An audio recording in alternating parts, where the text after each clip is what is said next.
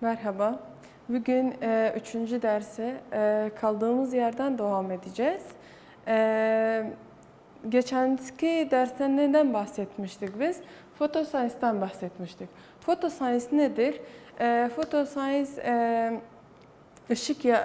Photoscience kim yapar? Bitkiler kendi yemeklerini üretmek için photoscience sayesinde üretirler. Nasıl üretirler? Işıktan enerji alarak ve su yardımıyla ve hava yardımıyla ne yaparlar? Kendi yemeklerini üretirler. Çünkü bitkiler kendilerine itimat ederek kendi yemeklerini üretirler. Ama diğer canlılar kendi yemeklerini bu bitkiler üzerine yerler ve yaşamaya devam ederler. Geçen zamanda geçenki derste de bunu bahsettim size. Bir bitkimiz vardı. Bitkinin eğer bir yaprağını getirirsek, mikroskopun altına koyarsak çok çeşit şeyler var, çok çeşit organlar vardır içinde. En önemlisi de klorofil için, yani en önemlisi de photoscience'ın için nedir? Plastiktir. Plastik dedik ya, neden oluşur? İki membreni vardır. Thylakoid vardır. Thylakoidlar üst üste koyulmuşlar. Bunların arasında ne vardır? Grana vardır. Grananın da etrafında ne vardır? Stroma vardır. Işık ve pigmentlerini de size anlattım. Işık, güneşin ışığı bir beyaz ışıktır. Biz kendi gözümüzle gördüğümüz beyaz ışıktır. Ama dedim ya, bu gökkuşağı gibi güneş ışığı renklerden oluşur. Bu renkleri ne sayesinde görebiliriz? Nasıl görmeye çalıştık?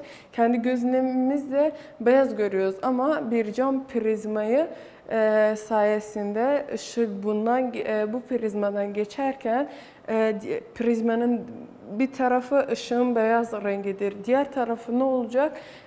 Gökkuşağı gibi rengarenk olacak. Kırmızı renkten başlar ve mor renkten biter.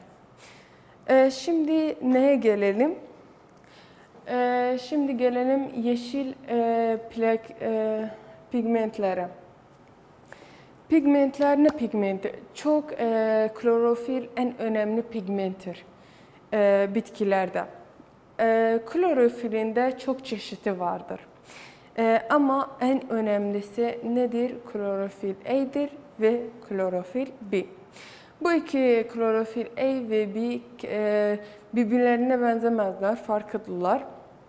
Ama klorofildeki en önemli renklerdir. Klorofil A, klorofil B'ye göre kırmızı rengi daha çok çeker ve mavi rengi az çeker. Ama klorofil B, kırmızı rengi az çeker, mavi rengi daha çok emer ya da çeker kendine. Klorofil işi nedir? Klorofil ışık reaksiyonun en önemli işlemlerini yapar. Işık reaksiyonun enerji emerken, bu bitki enerji emerken bu klorofil A reaksiyonun en önemli kısmıdır. Klorofil B ise klorofilin E'ye yardımcı olur. Neye? Enerji emmesine. Klorofil B'ye yardımcı pigment de denir. Carrier pigment. Bu yani klorofil A'nın daha bir ismi vardır. Ona da yardımcı pigment derler. Klorofil daha çok renklerimiz de vardır bitkilerde. Onlar da sarı ise ya da kahverengi ise ya da portakal rengi ise ya da karotin ise bu renklerimiz de var. Ama yeşil rengi emmemesi üzerine bu renkler görünmemez hale gelir. Yani biz bir bitkiye bakarken, bitkinin yaprağına bakarken sadece yeşil rengi görürüz. Niye? Çünkü bu klorofil A ve B çoğu renkleri hepsini emerler. Sadece imkanları yok yeşil rengi emmeye. Sadece yeşil rengi emmezler. Bunun içinde yeşil renk yani yeşil renk çoğu renklerin üstünü kapar ve sadece yeşil görünür. Renkler görünmez. Sonbaharda görürüz ki yaprakların diğer renkleri ortaya çıkar. Niye? Çünkü yeşil renk sonbaharda yok olmaya çalışır. Yok olduğu zaman da yaprakların kendi öz renkleri çıkar ortaya. Bazı yapraklar kırmızıdır, bazı kahverengidir, bazıları sarı, bazıları portakal rengidir. Böyle bir renkleri var. Sonbaharda bu renkler ortaya çıkar, yeşil rengi kalmama üzerine. Şimdi gelelim neye? Işık reaksiyonu iki yolu vardır. Ya elektron taşımadır ya da kimyasal ozmotiktir. Elektrik taşımada iki yolu vardır. Fotosentez 1 ve fotosentez 2. Şimdi gelelim bakalım bu elektron taşıma nasıl çalışır? Gelelim buraya. Birinci adım nasıldır? Ne yapar? Bu ne de elektron taşımada. Işık reaksiyonu nasıldır? Klorofil A moleküllerdeki elektronu eşiğini provok etmektedir. Yani klorofil A moleküllerdeki elektronu provide ederler, hafız ederler yani. İkinci adıma gelince bu elektronlar ne yaparlar? Primary elektrona alıcısına intikal etmektedir. Yani buradaki elektrona intikal ederler. Primary elektrona alıcısına intikal etmektedirler. Üçüncü adımda ne yaparlar?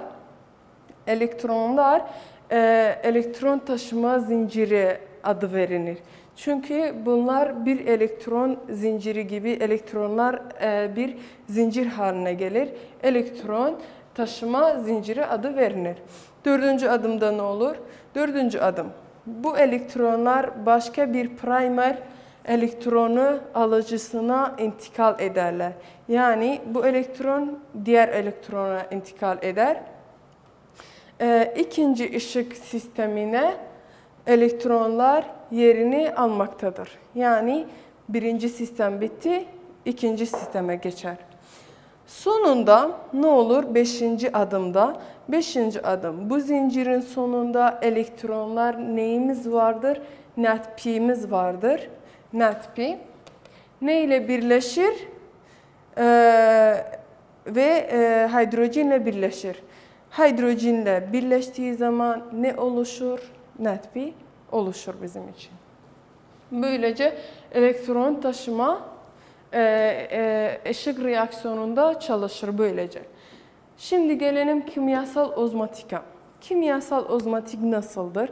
Burada şimdi elektron taşımada ne üretti bize? NADPH sonunda NADPH oluşturdu. Ama gelelim şimdi kimyasal ozmotik, bakalım kimyasal ozmotikte ne oluşur? Kimyasal ozmotik. Ben birinci derste ozmotiki size anlattım. Ozmotik neydi? Aktif olmayan taşımanın bir çeşitiydi. Yani hiçbir enerji kullanmıyor. Çünkü aktif olmayan taşımanın şeyidir, bir çeşididir. Bunun içinde dedik ya, yüksek konsantrasyondan az konsantrasyona doğru moleküller hareket ederler gradient yolunda. Burada kimyasal ozmotikte molekül yerine protonumuz var. Protonlar yüksek konsantrasyondan düşük konsantrasyona göre gradient yönüne doğru hareket ederler hiçbir enerji kullanmadan. Bunlar bu kimyasal ozmotikte hiçbir enerji kullanmıyor ama sonunda ne olur? Enerji bize üretir. Enerji nedir bu kimyasal şeyde?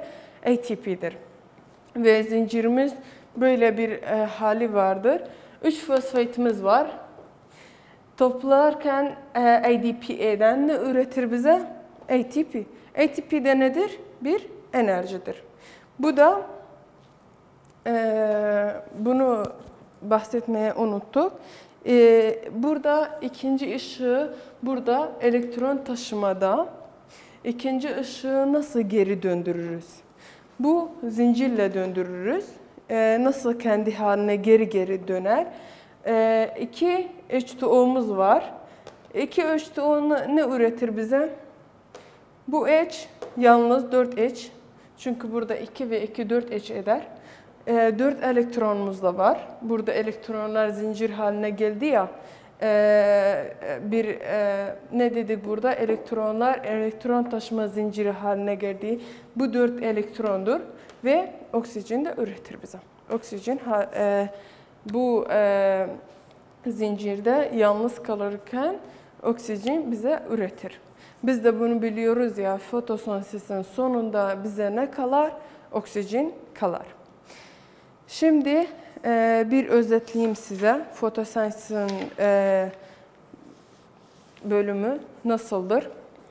Biz dedik ya, fotosentezler nedir? Fotosentezler bitkilerin en önemli ışık enerjisidir. Bitkiler kendi yemeklerini üretmek için bu ışığı kullanırlar ve bu ışık yardımcısıyla, su ve hava yardımcısıyla kendi yemeklerini üretirler. Ama bazı canlılarımız vardır. Bu kendi yemeklerini kendileri yapamazlar. Bu yeteneğe sahip değiller ama bu bitkileri yerken kendi yemekleri üretirler. Sonra da geldik ışık dedik ya, fotosentezler zinciri nasıldır? CO2 ve suyla ve enerjiyle birleşirken ne üretir bize? CH2O ve toplam oksijen yalnız kalır. Biz bunu biliyoruz ya ki fotosentezin sonunda oksijen bize üretilir. Ondan sonra neden bahsettik? Yeşil plastikten bahsettik. Yeşil plastik dedik her bir yaprağın özünde vardır. Eğer bir yaprağı mikroskop altına koyarsak bu yaprak organlarından biri nedir? Yeşil bir plastiktir. Yeşil plastik klorofil içinde. Klorofil yeşil plastik içindedir. Klorofil sayesinde ne olur? Fotosentez yapılır. Klorofilde dedik pigmentlerin çok pigmentimiz vardır. Ama klorofil en önemli pigment olduğu için sadece klorofil pigmenti size bahsettim. Klorofil pigmenti de iki çeşit klorofilden ibarettir. O da klorofil A'dir ve klorofil B'dir. Klorofil A ve klorofil B dedik klorofil B mavi ışığı daha çok emer kırmızı ışığa göre. Kırmızı ışığı daha az emer. Ama klorofil A kırmızı ışığı daha çok emer, mavi ışığı daha az emer. Biz güneşin rengini beyaz olarak görüyoruz. Ama beyaz renk değildir. Tamamen rengarenk bir renklerden oluşuyor. Ama bizim gözümüz sadece beyaz rengi görüyor. Rengarenk renkleri görmemiz için ne yapacağız? bir prizma camı getireceğiz. Bu prizma camı ışık geçtiği anda prizmanın diğer tarafında gökkuşağı gibi rengarenk renkler ortaya çıkacak. Kırmızıyla başlar ve morla biter. Dedik ya, ışık reaksiyonu iki kısımdır. Biri elektrik taşıma, birisi de kimyasal ozmotik. Elektrik taşımada iki yoldur. Fotoscience 1 ve Fotoscience 2. Nasıl da çalışır? Burada kısaca size anlattım. Sonunda bize elektrik taşımada son halinde bize ne üretiyordu? Net pH üretiyordu. Ama kimyasal ozmotik sonunda bize ne üretiyordu? ATPH enerji olarak üretiyordu. Bugünkü dersin de sonuna geldik.